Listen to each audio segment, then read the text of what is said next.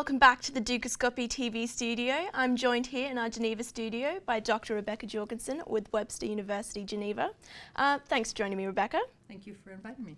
No problem. Well, today I wanted to discuss with you a recent event in the media. One of the biggest stories coming into the new year, of course, was the Sony hacking scandal.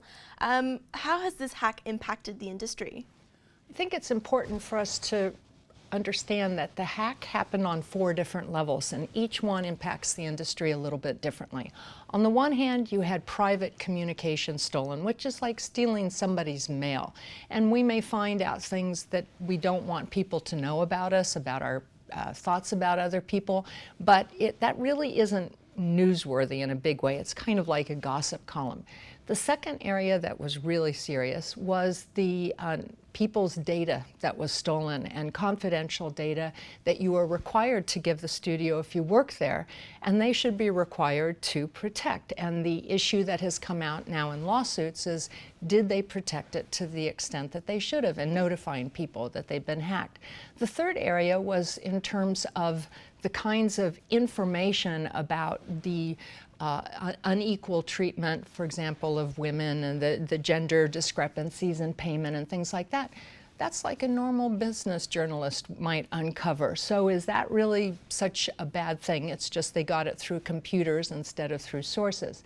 The fourth issue, of course, is the whole area with the surrounding the interview, which is the attempt to silence a film, and who exactly was responsible for the hack, which is still up in the air. Of course, and you've mentioned the interview there, so there were tensions after the US said hackers linked to North Korea attacked Sony computers in November over the film The Interview.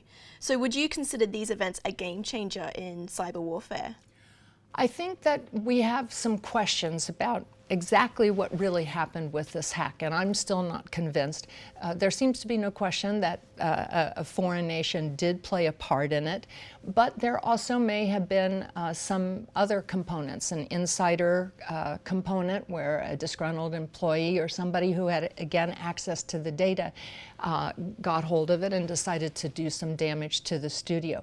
So I'm not sure that it's such a game changer in terms of cyber warfare. After all, the NSA revelations and all these things let us know that this is much more extensive, both on the government and on the business side, than we had thought. So the big thing that happened is it changed the nature of the way that film was distributed.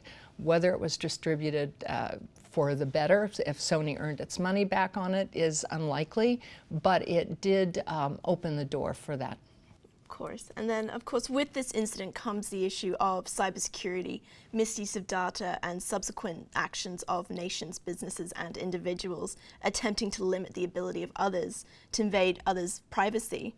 How are groups reacting to this?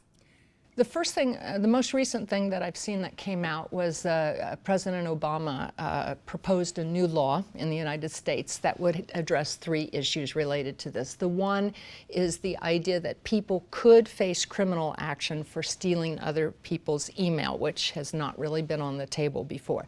The second is that companies should be required to do better protection of confidential data and notify people immediately if there's been a breach. The third area is a little bit more muddy because it's saying there should be more cooperation between businesses and governments to identify those potential cyber hacks. However, there have been times when the government did know and didn't do anything, and there's other times when the government has obviously been involved in things that businesses wish they were not. So I think we're going to go to an age of what we call the balkanization, or more and more groups will be finding ways to encrypt their data. The internet will become less free than we've known, and the information will be harder for those who have the funds to do it to access. Thank you, Rebekah. It's been great to speak with you. Thank you for having me again. No problem. That's all from Rebekah and myself for now. Do keep clicking back to Dukascopy TV for regular interviews and exclusive updates. Bye for now.